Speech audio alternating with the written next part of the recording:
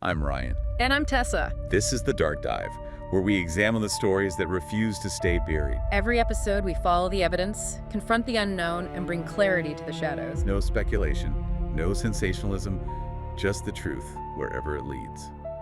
You're listening to The Dark Dive. To understand a disappearance, you usually have to look at the process. Right, because people don't typically just evaporate. Exactly. They leave a trail. A financial record, a digital footprint, physical evidence at the scene. Like something to follow. Yeah. But the case we are examining today actively defies all of those expectations.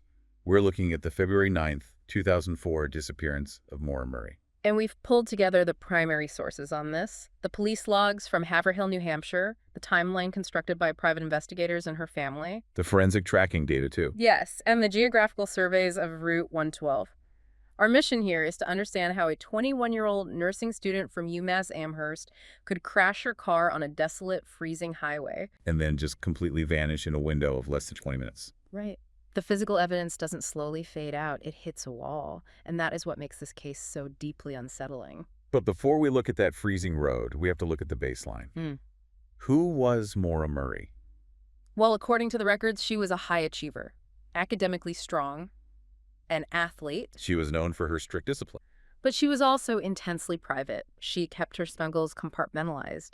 And, when you look at the psychological profile of someone who is highly disciplined, but deeply introverted. Pressure doesn't usually leak out slowly. Exactly. It builds up until something fractures. And the sources show those fractures appearing rapidly in the days before she vanished.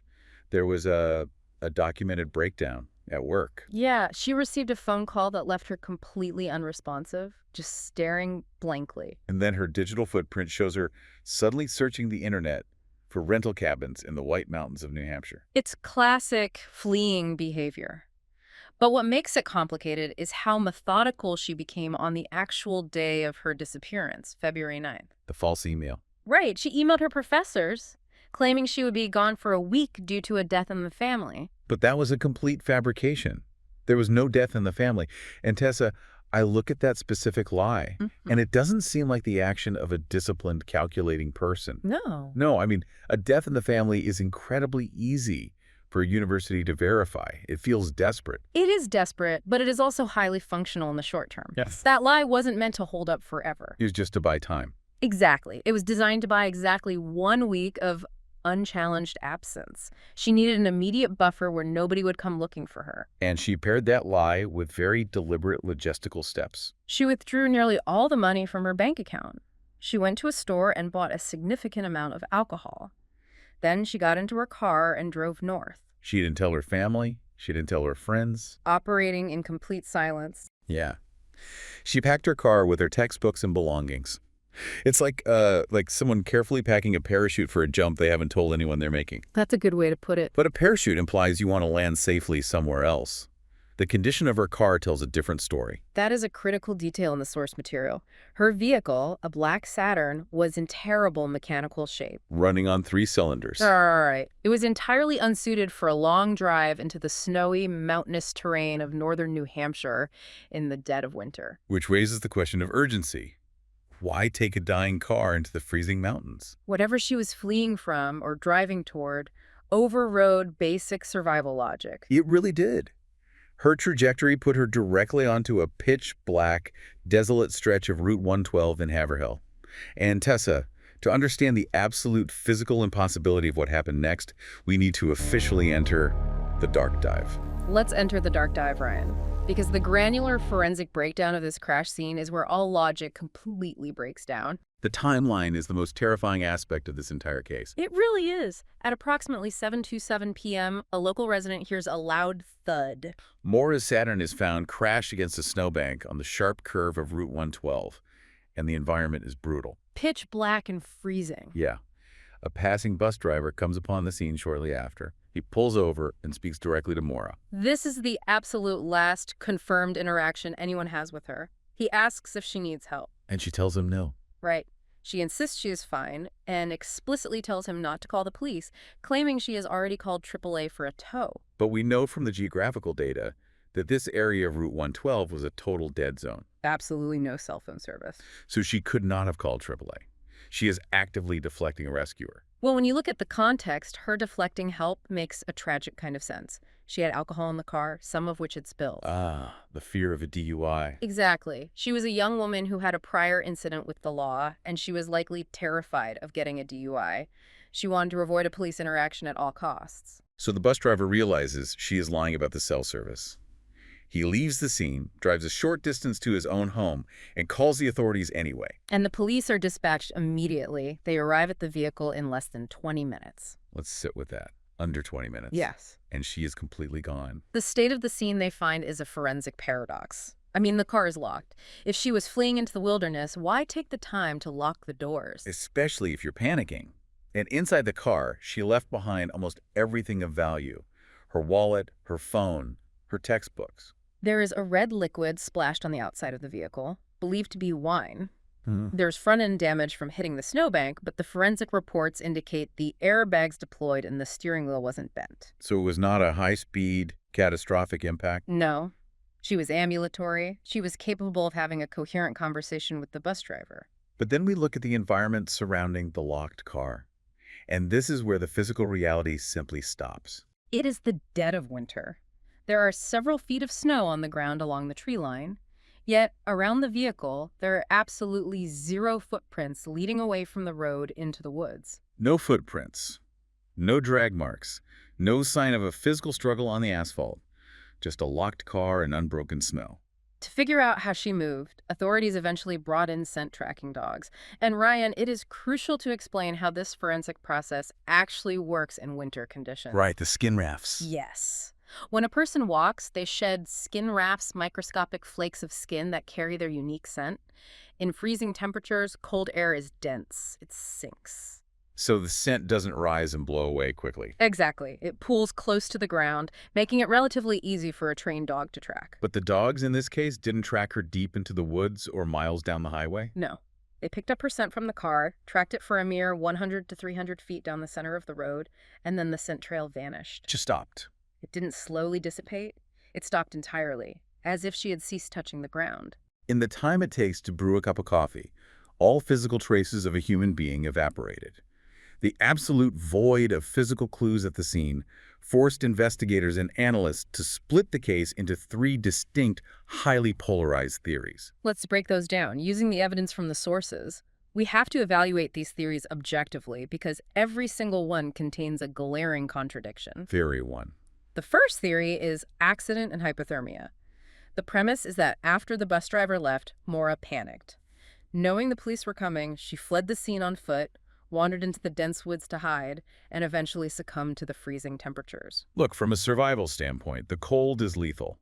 We know about the psychological effects of severe hypothermia disorientation, terminal burrowing. It is a very real possibility when someone is exposed to those elements. But Ryan, the physical evidence at the scene flatly contradicts this. The contradiction is absolute. Because of the snow. You cannot levitate over snow. If a human being walks off a paved road into a snow-covered forest, they leave a physical depression. They leave tracks. And they looked. The initial responders and subsequent massive search parties scoured those woods. They looked for broken branches, disturbed snow, any sign of passage. There was nothing. Furthermore, years of subsequent grid searches and the use of cadaver dogs have yielded zero remains. And cadaver dogs detect the specific chemical compounds of human decomposition, not live scent. Right. If she was in those woods, they would have found her. Which forces us to look at the second theory. Voluntary disappearance. The idea that this entire event, the crash, the locked car, was an orchestrated smokescreen. That she used the chaos to intentionally walk away and start a completely new life off the grid. The fabricated email, the withdrawn cash, those actions provide the foundation for this theory? They do, but only if you ignore the logistical reality of the modern world. Ryan, let's look at what it actually takes to disappear. In 2004, the Patriot Act had been in effect for 3 years. Identity verification for banking, housing, and employment had become significantly tighter. You can't just rent an apartment with cash and handshake anymore. You need a social security number. You need a digital footprint. Exactly. She was a 21-year-old student. She withdrew roughly $280. That's nothing. It is not enough capital to secure a new identity or live off the grid indefinitely. In the 2 decades since that night, there has been absolutely zero financial activity linked to her social security number. She hasn't renewed a license. She hadn't accessed a bank. No confirmed sightings have ever been verified. It is statistically nearly impossible for someone with limited resources to execute a flawless, lifelong disappearance without a single slip-up. So, if she didn't walk into the woods, and she didn't orchestrate a master escape, we are left with the third most disturbing theory: foul play. A crime of opportunity. Yeah, the theory that in that incredibly tight 20-minute window, another vehicle came down that dark road. Moria either willingly accepted a ride to avoid the incoming police, or she was intercepted and taken against her will. When we align this theory with the physical forensics of the scene, it is the only one that perfectly fits the void. Let's go back to the scent tracking. The 300 feet. The dogs tracked her scent for 300 feet down the road before it abruptly stopped. How does scent interact with a moving vehicle? Well, if someone gets into a car, their immediate scent trail stops. Right.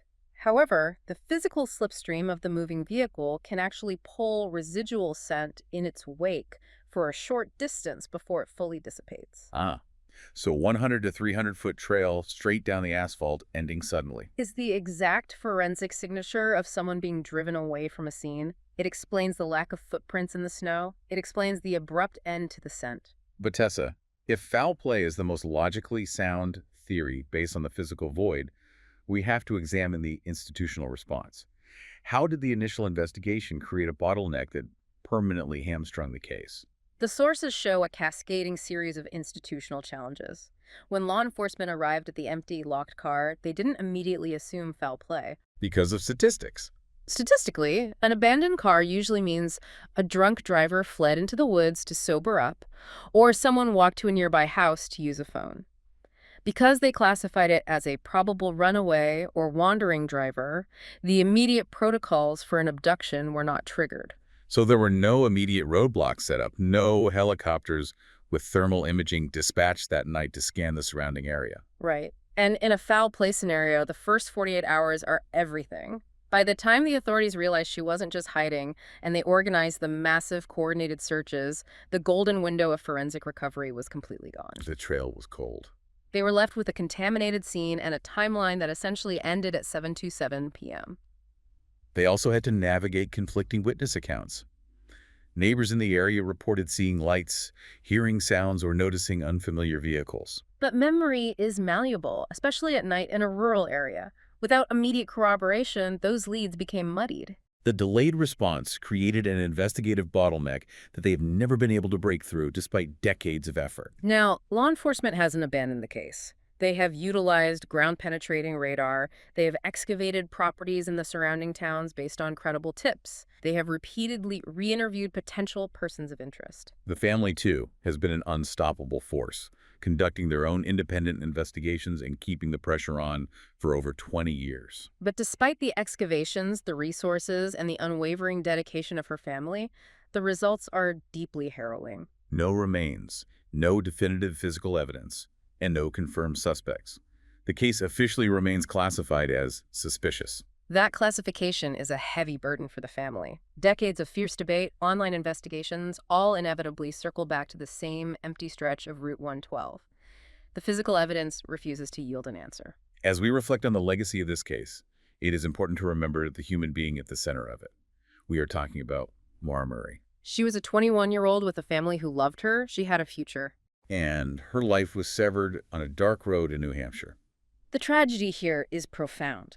Her family has spent 20 years waking up every single day, searching for answers, and finding nothing but shadows. They have had to navigate the grief of an unresolved loss. No remains to lay to rest, and no one to hold accountable. The case remains open. It remains active. And as we close the file for today, there is a detail in the sources that we haven't fully addressed, but it fundamentally shifts how we view that final drive. The driving directions. Yes. We focus so much on the 20 minutes after the crash, but we need to look at the destination. Maura brought driving directions for Burlington, Vermont, but she crashed in Haverhill, New Hampshire, heading toward the White Mountains. She was deviating from her own planned route. Exactly. She was driving a failing car deep into treacherous winter terrain in a direction that contradicted her own printed maps. It makes you wonder. The profound mystery of Maura Murray isn't just how she vanished into the freezing air. It's the chilling realization that whatever she was desperately driving toward in the dark, she never made it. It is a question that continues to haunt everyone who looks at the evidence. We want to hear from you. If you have insights, questions, or theories, reach out. Your voice helps keep these stories alive. And if you want to hear more episodes of The Dark Dive, consider following and subscribing. It helps us continue bringing these stories to light. Thank you for listening to this episode of The Dark Dive.